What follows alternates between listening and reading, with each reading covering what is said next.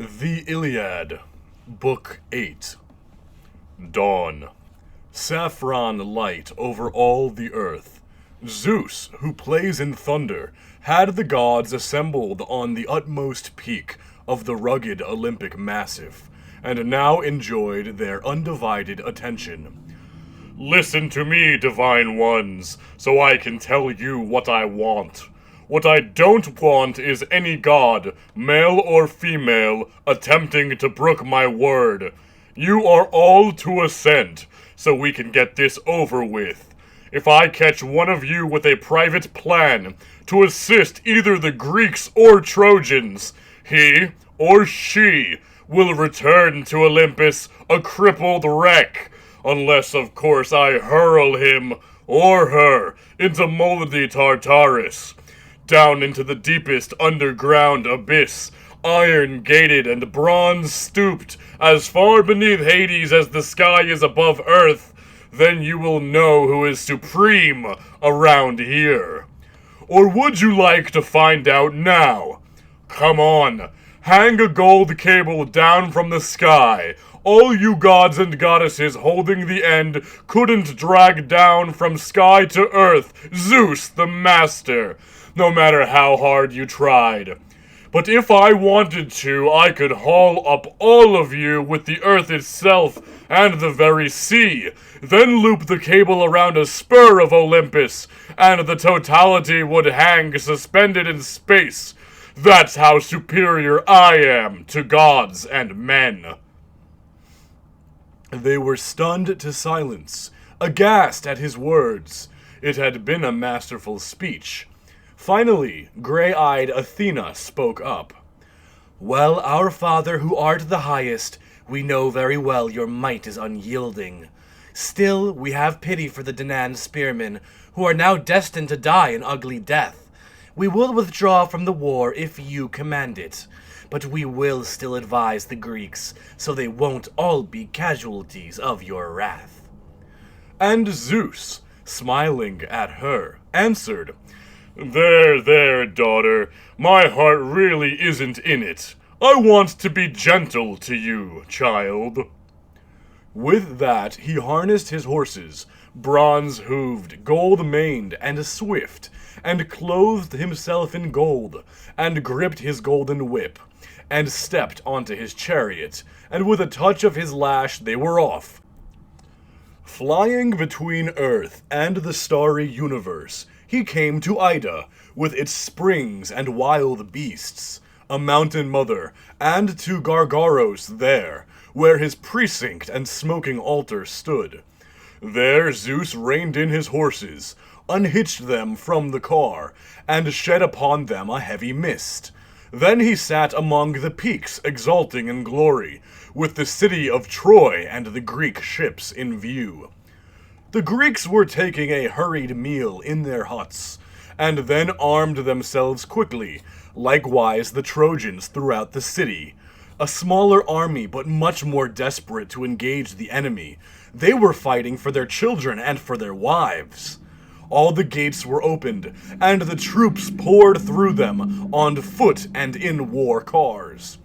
When the two sides closed with each other, they slammed together shields and spears, rawhide ovals pressed close, bronze thoraxes grinding against each other, and the groans of men being slain, and the cries of those slaying, hung in the air as the earth ran with blood.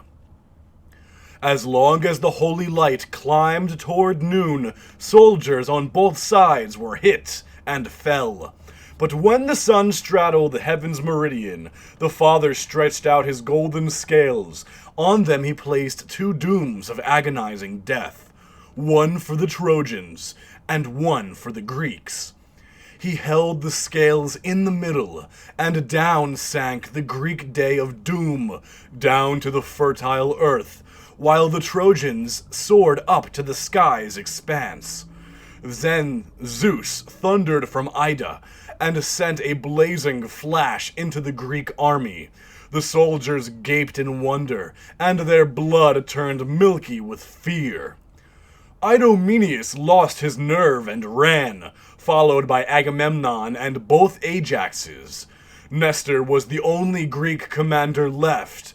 Not that he wanted to stay, but Paris, Helen's fair-haired lord, had hit his trace horse with an arrow to the forelock, and the animal reared in pain, pawing the air frantically and throwing the other horses into confusion as it writhed against the bronze point in its brain. The old man was cutting the traces with his sword when the horses of an enemy chariot loomed ahead, Hector's horses, and yes, Hector himself at the reins. Nestor's death would have been assured, had not Diomedes had all this in sharp focus. His soldiers' yell boomed across the plain to Odysseus. "Son of Laertes, Odysseus, the clever Ithacan! Watch out you don't catch an arrow in your back, retreating like some gutless wonder! Come on, let's save the old man from this maniac!" Odysseus didn't hear, or pretended not to. He went right past toward the Achaean ships. No matter, alone as he was, Diomedes shouldered his way over to Nestor's horses, and taking his stand, said to the old man, "Here you are, old and broken down, with all these young bruisers at your throat. Your driver isn't much help either, is he? Here, get up into my chariot, and see what the horses of Tros can do. They know how to eat up the plain, and how to cut and turn, in pursuit or in flight. I got them from Aeneas, a pair of real terrors. Our men can mind your horses. As for you and me, let's drive this team straight at the Trojans, so that Hector too can feel my spear's bite." That was enough for the old Gerenian horsemen. Sthenelus and Eurymedon tended his mares, and Nestor got in with Diomedes. Taking the silky reins and touching the horses with the lash, they closed ground quickly, and Diomedes threw as Hector came at them, missing his target but hitting Hector's driver, Enopoeus, square in the chest as he held the reins. He fell from the chariot, the horses swerved, and Enopoeus' soul crawled off in the dust. Hector took his death hard, but let him lie there, as he went off to find another charioteer, and soon found one, Archeptolemus, Iphitus' son. Hector had him mount behind the horses, and put the reins in his hands. Things would have gone badly for the Trojans then, and they would have been penned in Ilion like lambs, had Father Zeus not had all this in sharp focus. He thundered terribly and threw a white lightning bolt that landed in front of Diomedes' horses, and shot up in a flame of burning sulfur. The horses shied and backed into the car. The reins slipped out of Nestor's hands, and with fear in his heart, he said to Diomedes, "Son of Tydeus, turn your horses around. Zeus has given this man the glory today. Another day he may give it to us, but no one can change the purpose of Zeus." And Diomedes, good at the war cry, "Yes, old sir, everything you say is right, but it cuts deep that Hector will someday crow. I made Tydeus' son turn tail and run. When he makes that boast to the men of Troy, I'd just as soon fall through a crack in the earth." And Nestor, the Gerenian horseman, "What a thing for wise Tydeus' son to say! Hector may call you a coward and weakling, but the Trojans will not agree with him, nor will the Dardanians, nor will the widows of all those men you laid low in the dust." And he wheeled the horses around and fled, back through the tumult, with howling Trojans raining barbed missiles on them from behind, and Hector's taunting voice in their ears. "Son of Tydeus, the Greeks used to honor you with the best seat, full cups, and red meat. No more. It turns out you're no better than a woman, a rag doll. Get out of here. Did you think I would just stand by and watch while you climbed our walls and carried our women off in your ships? I'll send you to hell first." Diomedes was tempted to wheel around and deal with Hector face to face. 3 times he wavered and was about to turn, and every time Zeus thundered from Ida, signaling that it was the Trojans' turn to win. Hector shouted to his troops, "Trojans, Lycians, Dardanian soldiers, remember to fight like the men that you are. Zeus, I know, has decreed glory for me, and victory, and for the Danaans defeat. Look at this puny wall they've put up. It will never withstand the force of our attack, and our horses will easily jump this ditch. Once I get to their ships, get me some fire, so I can burn the fleet and kill dazed Greeks in the smoke." Then he called to his horses, "Xanthus and Podargus, Aethon and Lampus, pay me back now for all the tender care Andromache, daughter of Eetion, showed you, setting out for your sweet mash with wine, before serving a meal to me, her husband. Now pour on the speed, so we can capture the world-renowned shield of Nestor, solid gold from the rods to the core, and Diomedes' corslet, forged by Hephaestus. If we could take both of these, we could expect the Greeks to sail away this very night." Thus Hector's vaunts, and Hera shook with rage, as she sat on her throne, making Olympus tremble. She turned to the great god Poseidon and said, "Ah, Earthshaker, you have all that power, but no pity in your heart for the Danaans dying. And yet they honor you with many lovely gifts, at Hellas and Aegae, and up until now you wanted victory for them. If we had the will, all of us who favor the Greeks, to drive the Trojans back and hold Zeus in check, he would sit alone and frustrated up there on Ida." And the Earthshaker's troubled, gloomy response, "That's reckless talk, Hera. Far be it from me to endorse a fight between Cronion Zeus and all the rest of us. He is stronger, by far." While they talked to each other this way, the space between the trenched wall and the ships was crammed with horses and men with shields, corralled there by Hector, son of Priam, and peer of swift Ares, Zeus's glory upon him, and he would have set fire to the upswept hulls, had not Hera put it in Agamemnon's mind to make a last-ditch effort to rouse the Greeks. He went through the Achaean ships and huts, clutching his great purple cloak, and took his stand on the huge black hull of Odysseus' ship, from which a shout would reach either end of camp, to Telamonian Ajax's quarters at one end, and Achilles' at the other, for these 2 heroes had drawn up their ships at the extremities, trusting their manhood and the strength of their hands. Agamemnon's voice reached every Greek ear.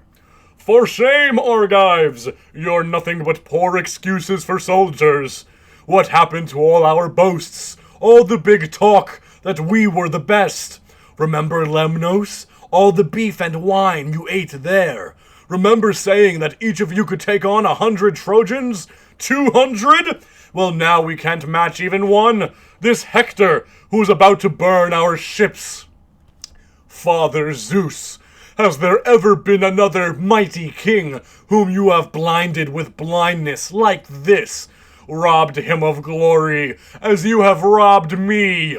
And yet I never sailed past any altar of yours, I swear on this misbegotten voyage here, without offering oxen at every single one, in my zeal to make rubble of the walls of Troy.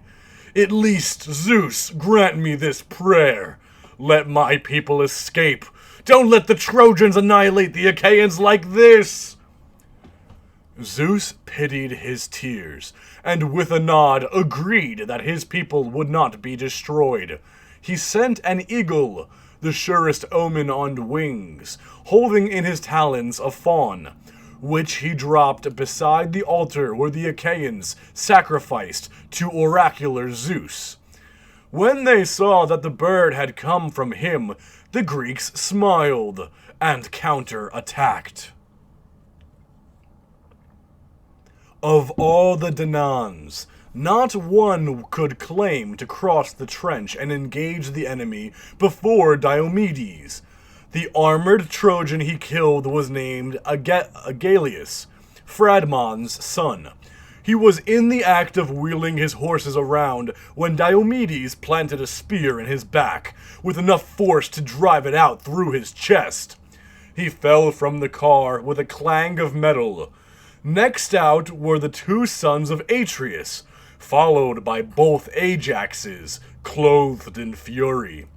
Then came Idomeneus and his companion Meroenes, who weighed in like Ares, and Eurypylus, Euameon's fine son. Ninth was Teucer, stretching his bow, as he took his stand behind Ajax's shield. Big Ajax would move his shield aside, and Teucer would spot his target and shoot. His victim would drop in his tracks, and Teucer would run back to Ajax like a child to its mother, and take cover again behind his shining shield. Teucer could do no wrong. In short order he killed Orsilochus, Ormenus, Ophelestes, Deator, Chromius, and godlike Lycophontes, Polyaemon's son, Amopoon, and Melanippus. When he had brought these down, one after another, his great bow devastating the Trojan ranks, Agamemnon took notice and came by to say, "Teucer, my man, son of Telamon, keep shooting like this and you will save the day for the Greeks, and be the light of Telamon's life, who raised and cherished you in his own house, though you were a bastard. Today you can bring glory to him, far away as he is, and I give you my solemn word of honor, if Zeus, Aegis holder, and Athena allow me to strip Troy down to its stone foundations, I will place in your hand special reward, second only to mine, a cauldron, or a chariot and team, or a woman who will go to your bed." And Teucer, who was beyond reproach, "Most glorious son of Atreus, why urge me on when I'm at my top speed? I haven't let up since we started to push them back to the city. I just pick my spots and shoot Trojans dead. 8 long-tipped arrows I've let fly now, and all of them are stuck in some hero's flesh. There's only this one mad dog I can't hit." And he let another arrow jump from the string, straight for Hector. He longed to hit him, but the arrow missed, finding instead the chest of Gorgythion, a son of Priam, by a woman named Iaseim he had taken as wife, Castianira, beautiful as a goddess. His head sagged to one side, like a poppy in a garden, heavy with seeds and spring rain. Gorgythion's head weighted with his helmet. Teucer let another arrow jump from the string, straight for Hector. He longed to hit him, but missed again. This time Apollo made the arrow swerve, and this time it hit Archeptolemus, Hector's charioteer, square in the chest as he hurled himself on. He fell from the chariot, the horses shied, and Archeptolemus's life drained away in the dust. Hector flushed with grief for his fallen driver, but let him lie there, and ordered Cebriones, who was his own brother, and close at hand, to take the reins. Cebriones did so, and Hector vaulted down from his chariot with a blood-curdling scream, Scooping up a stone in one hand, he made straight for Teucer, who had drawn an arrow from his quiver, notched it on the string, and was pulling it back. He was taking dead aim at Hector in his shining helmet, when the stone caught him just where the collarbone divides the neck from the chest, a vulnerable spot. The jagged rock broke the string. His hand went numb. He staggered, fell to his knees, and dropped the bow. When Ajax saw his brother go down, he straddled him and sheltered him with his shield, until two of his men, Mecisteus and Alastor, bore him, groaning heavily, back to the ships. Then once again the Olympian lifted the Trojans' spirit, and they pushed the Greeks straight toward their deep ditch, with Hector out front, thoroughly enjoying himself. A hound goes after a wild hog or a lion, nipping at its buttocks from behind, sure of its own speed but always watching for its prey to whirl around. Thus Hector pressed the long-haired Greeks, picking off the hindmost one by one. They were in full retreat until they passed the palisade and ditch. By then many had fallen.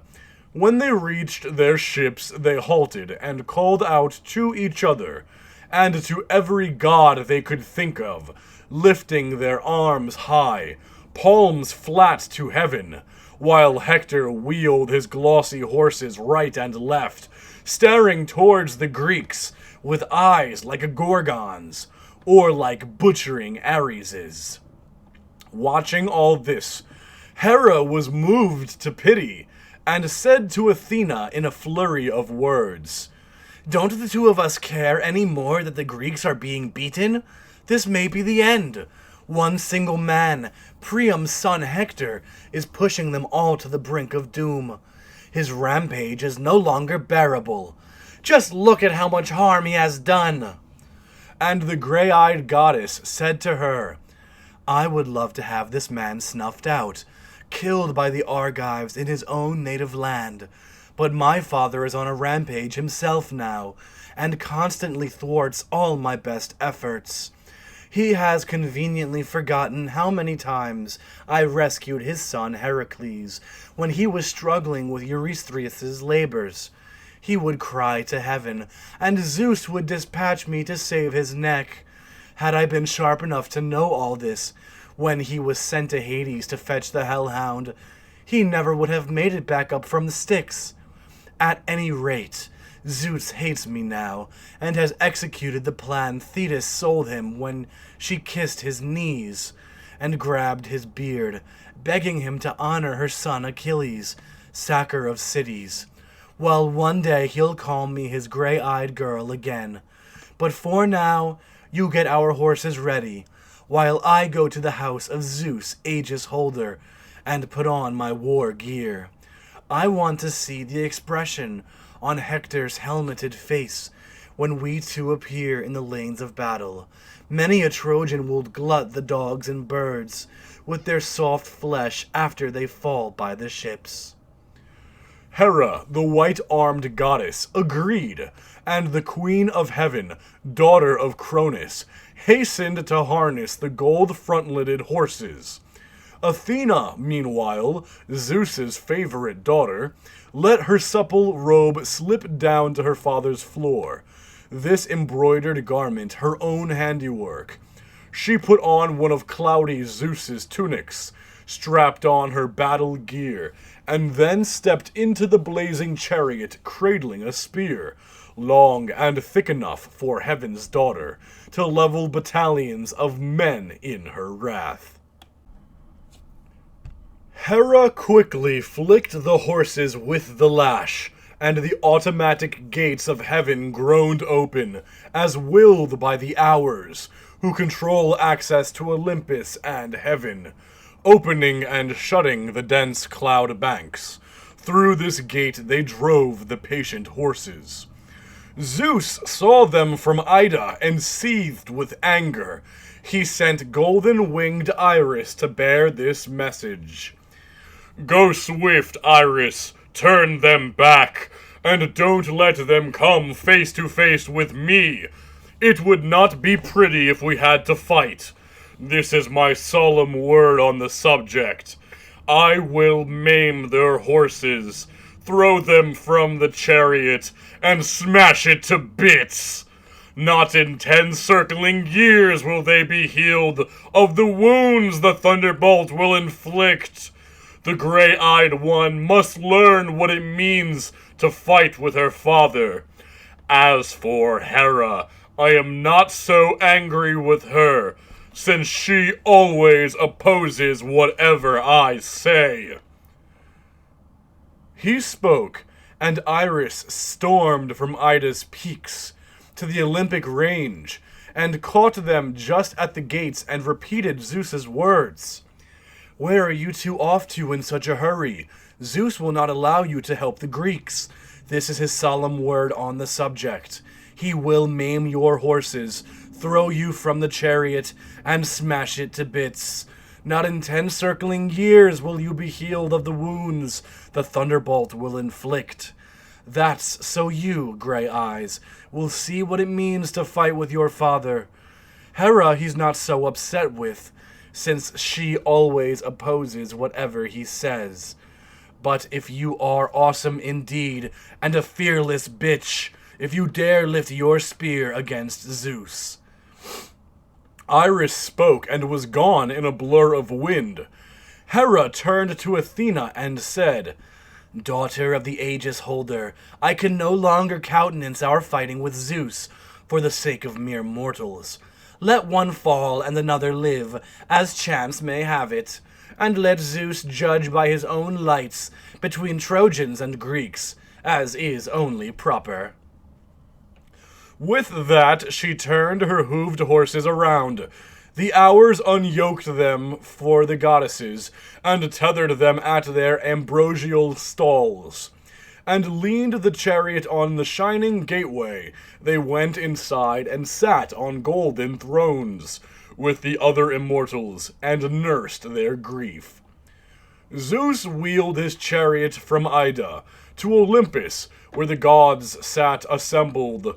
No one less than Poseidon unyoked his team, set the car on its stand, and draped it with a cloth, while Zeus rumbled onto his golden throne, and mighty Olympus trembled under his feet. Only Hera and Athena sat apart from Zeus, and failed to address him or ask him a question. He knew what was wrong, and said, Why are you two so upset, Athena and Hera? It's not battle fatigue. You two never get tired of pulverizing Trojans, your mortal enemies. It all comes down to this. These two hands are more powerful than all the gods on Olympus combined. As for you two, your shining limbs trembled before you got close enough to see the front lines.